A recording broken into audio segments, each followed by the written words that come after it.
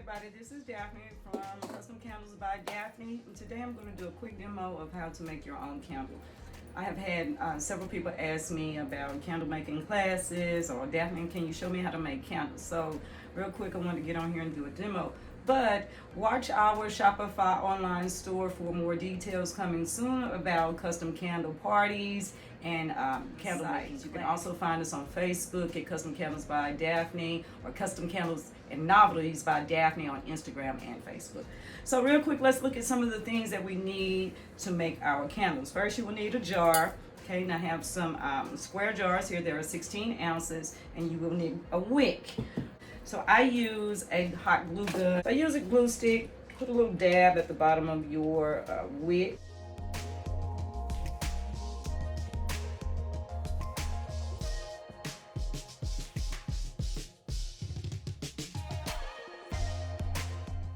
Do a couple of them because we're going to use 1 pound of wax, and 1 pound of wax will make about 1 1/4 candle, 16-ounce candles. So we'll do 2 of them there. We have 3.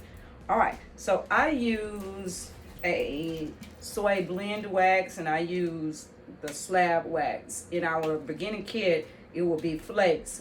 I recommend the flakes for a beginner. I started out using as a beginner just because it's easier to measure, and you have to have accurate measurements when you're making candles.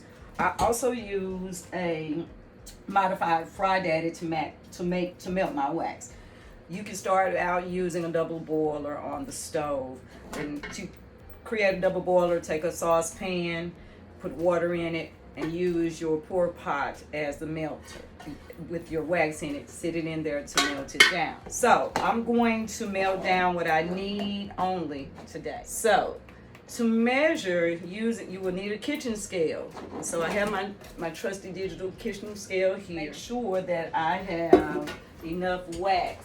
So I'm going to turn my Fry Daddy on real quick. I set my Fry Daddy to 160 degrees. 160 is perfect temperature to pour your candle, so I can pour my candles almost immediately. Make sure that your jars are at room temperature as well, so that they adhere, that the wax adheres well to the side. I'm putting my wax in. Pre-mash your wax and then melt it down. I'm going to melt it down and then mask it again. All right, I'll be back shortly. All right, we're back, and our wax is melted. So you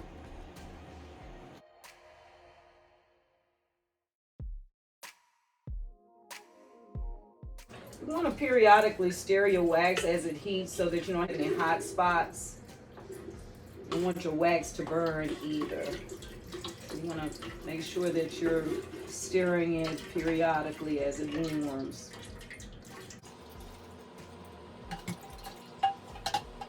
And so that feels like it might be about 1 pound. Almost 13.7 ounces. So let's see here. All right. Perfect. Okay, so we're going to take 1 pound of wax, and for every 1 pound of wax, you want to use at least 1 ounce of fragrance oil, no more than 2 ounces. Okay, and that depends on how strong the fragrance is, how strong you want your scent to be, and it depends on your preference. Some people are allergic to scents, so you want to be kind of mindful of that. So we're going to take our small measuring apparatus. I have a small glass measuring cup. It has graduates on it. Make sure that you are using accurate measurements. I also have a larger pouring measuring cup, and it also has graduates on it. Today we are making Sunshine. Sunshine is one of my custom scents. It is a sweet citrusy scent. If you would like to purchase candle, I do have these pre-made on our Shopify site. So I'm going to use a little over 1 ounce to make this candle. I always want to make sure that you are putting your measuring cup on a flat surface and looking at your measurements at eye level. So now that I have my oil poured, I'm going to take my spoon and slowly pour my oil into my wax. This is the time you would also pour color or dye into it if you wanted a colored candle. My client wanted a white candle, so I won't put anything in there. All right, so make sure you stir for about 2 minutes to mix thoroughly. You want your oil and your wax to mix thoroughly before you pour.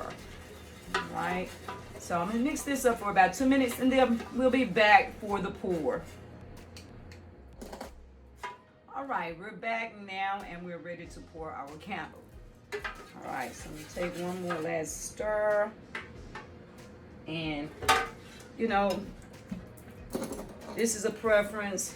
You can take your wick bar and place it on your jars prior to pouring. It's up to you. Your wick bar is used to keep your wick straight. All right, and then slowly pour your candle. Try not to splash too much. Sometimes I get in a hurry and I'm splashing, so that creates a lot of cleanup for me. Right. So it's a good pour. So I have a little bit left over, not quite enough to make a complete candle, but remember I had a little left over from my first batch. I'm just going to take the rest of it and put it in the candle that I started.